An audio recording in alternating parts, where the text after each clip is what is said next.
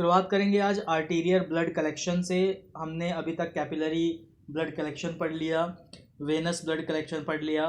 Capillary blood collection हमें कौन कौन से टेस्ट के लिए रिक्वायरमेंट होता है ये हमने जान लिया। वेनस ब्लड कलेक्शन किस किस टेस्ट के लिए रिक्वायरमेंट होता है ये भी जान लिया। आर्टीरियर ब्लड क्या होता है इसका बेसिक मैंने पहले बताया था, दोबारा से रिपीट कर देता हूँ। आर्टीरियर ब्लड जो है आपका ऑक्सीजनेटेड रिच ब्लड को भी कहा जाता है, जिसमें ऑक्सीजन की मात्रा सबसे ज़्यादा होती है।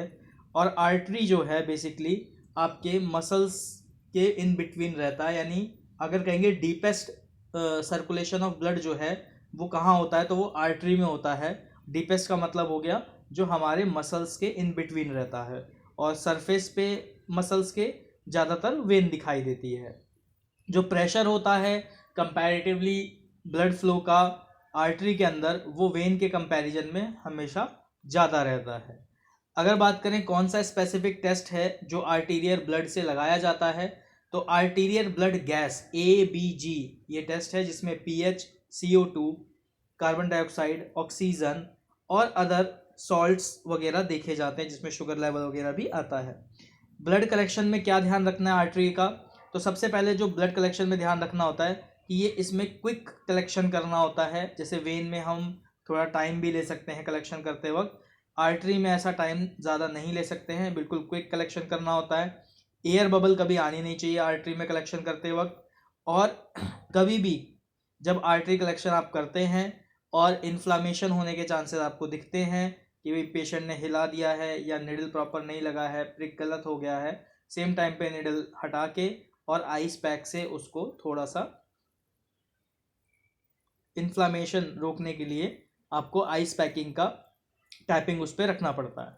आर्टीरियर ब्लड कलेक्शन जो है वो सुपरफिशियल आर्टरी सरफेस यानी रेडियल और बैसिलस, ये दो पार्ट हैं आपके आर्टरी का। एक डायग्राम देख सकते हो आप, पेज नंबर 37 पे है। यहाँ पे हमारी जो आर्टरी है, जो नर्व हम लोग जैसे देखते हैं ना हाथ में नर्व देखा जाता है, अगर आप आयुर्वेदा में जाओगे तो उसे वात पित्त कफ ये तीन चीज़ से डिफाइन किया गया है।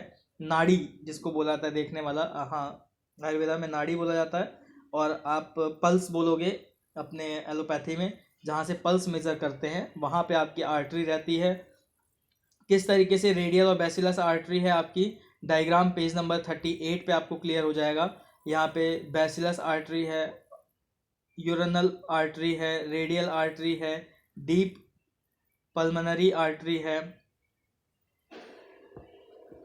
आर्टरी का जो कलेक्शन है उसका जो एंगल है मोर देन 45 रहता है, मोर देन मतलब 45 to 90, ये एंगल का, ये आपके निडल का एंगल होता है जब आप आर्टरियल ब्लड कलेक्शन कर रहे होते हो उस टाइम पे। आर्टरी में और कोई स्पेसिफिक मेजर चीज़ें नहीं हैं, सिर्फ यही पार्ट है। एक तो एंगल जो है वो 45 से 90 डिग्री में रहेगा। आप पहले आर्टरी फील करोगे, आर्टरी जो है वो आपके रिस्ट के पास और नेक के पास, ये दो जगह आप बहुत ईजिली फील कर सकते हो। यहाँ से आप आर्टरियल ब्लड सैंपल ले सकते हो। उसके बाद डायग्राम की हेल्प से आप देख सकते हो आर्म में टेनिस एल्बो के पास आपके कहाँ कहाँ पे आर्टरी जो है वो मूव कर रही है, और अगर आपको आर्टरी वहाँ फील होती है तो वहाँ से भी आप ले सकते हो। आर्टरी फील करना थोड़ा सा टफ होता है क्योंकि आर्टरी जो है वो मस्कुलर के बीच में रहती है, तो पैल्पेशन जो है यानी ब्लड फ्लो जो है वो इतनी जल्दी फील नहीं होता है आर्टरी में। आगे चलते हैं, ब्लड कलेक्शन ऑन बेबीज़, जो इन्फेंट हैं, छोटे बच्चे हैं, उनका ब्लड कैसे कलेक्ट किया जाता है। तो फुट एरिया, यहाँ पे डायग्राम है पेज नंबर 39 पे, यहाँ आप देखोगे कि फुट को एक ट्रायंगुलर पार्ट में डिवाइड किया गया है। जो आपका ग्रीन कलर पार्ट है ये आपका एक्टिव पार्ट होता है, ये कलेक्शन पार्ट होता है आपका फुट का। छोटे बच्चे का कभी भी वेन पंचर, कैपिलरी पंच, वो वेन पंचर, आर्टरी पंचर नहीं किया जाता है, सिर्फ और सिर्फ कैपिलरी पंचर से ब्लड सैंपल लिया जाता है, जिसमें आपका बेबी फुट का जो हिल का एरिया है उस वाले पार्ट में, ये जो ग्रीन पार्ट आप देख रहे हो अपने डायग्राम में पेज नंबर 39 पे, इसी एरिया से ब्लड को जो है वो कलेक्ट किया जाएगा। परफॉर्मिंग करने का तरीका क्या है, टेम्परेचर क्या रहना चाहिए, तो हिल का टेम्परेचर जो है वो अप्रॉक्स 40-42 डिग्री सेल्सियस के आसपास होना चाहिए। कैसे करोगे, आप रब कर सकते हो उसको, वैसे बॉडी टेम्परेचर बच्चे का ज़्यादा रहता ही है। ड्राई होना चाहिए, स्टेलाइज होना चाहिए, एरिया कोई वेट नहीं होना चाहिए, पैर में कोई किसी तरीके का वाउंड नहीं होना चाहिए। आप उसे क्लीन करोगे, होल्ड करोगे, प्रेशर जनरेट करोगे और उसके बाद आप कैपिलरी लैंसेट की हेल्प से प्रिक करके आप वहाँ से drop by drop blood collect करोगे अकॉर्डिंग टू टेस्ट प्रोसीजर। जब आप कलेक्ट कर रहे होते हो, यहाँ पेज नंबर 41 पे आप देखोगे किस तरीके से होल्ड किया हुआ है आपके हिल एरिया को, जिससे जो प्रेशर है ब्लड फ्लो का वो प्रॉपर बना रहे और ब्लड जो है वो ऑन टाइम जल्दी से जल्दी कलेक्ट किया जा सके वाइल में, जिससे किसी भी तरीके का कोगुलेशन या फिर कोई भी तरीके का सैंपल रिजेक्शन फेस ना करना हो। यहाँ पे होल्डिंग का दिखा रखा है पेज नंबर 42 के पास में, आप देखेंगे किस तरीके से प्रेस करना है वो बता रखा है। ज़्यादा ब्लड अगर बहुत ज़्यादा अमाउंट में चाहिए और ब्लड नहीं आ रहा है तो ऐसा नहीं है कि उसको स्क्वीज़ कर करके निकालना है, इजी स्क्वीज से ब्लड निकलना चाहिए। ड्राई कॉटन से उसको क्लीन करके रखना है बाद में और हल्का प्रेस करके रखना है कि बाद में ब्लड ओज आउट ना हो। कैपिलरी ट्यूब में कैसे बच्चे का लिया जाता है, डायग्राम नंबर 43 में सेम दिखा रखा है। फुट होल्डिंग एरिया है, फुट को आप अपने थंब और फर्स्ट फिंगर और पाल्म की हेल्प से प्रेशराइज करके होल्ड करते हो। उसके बाद जहां आपने प्रिक किया है वहां कैपिलरी ट्यूब का जो टिप है वो लगाओगे और ब्लड सैंपल ऑटोमेटिकली उस कैपिलरी ट्यूब में फ्लो होना शुरू हो जाएगा। टूवर्ड्स ग्रेविटी की तरफ आपको रखना पड़ता है। तो ये था आपका complete part blood collection and its tube का। कलेक्शन में 3 पार्ट आपने समझा। सबसे लास्ट में आपने आर्टरी समझा, उससे पहले आपने फिर वेन के बारे में समझा, वेन के बारे में समझा और कैपिलरी के बारे में समझा। साथ ही साथ में इन्फेंट का कैसे सैंपल लिया जाता है, छोटे बच्चे का लेस देन 1 ईयर का, वो समझा। आर्टीरियल ब्लड गैस यानी स्पेसिफिक जो टेस्ट होता है उसके बारे में समझा।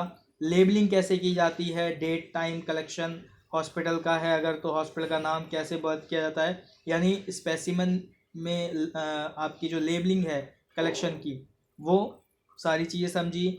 ऑर्डर ऑफ ड्रॉ समझा।